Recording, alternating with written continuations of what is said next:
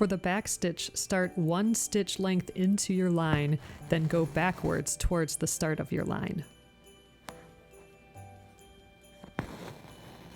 Start your second stitch a stitch length away from your first stitch. Then go backwards into the same hole as your starting stitch. Continue making back stitches along your line. I love that each stitch is clearly defined in the back stitch, almost like a string of beads. It's my go-to outlining stitch.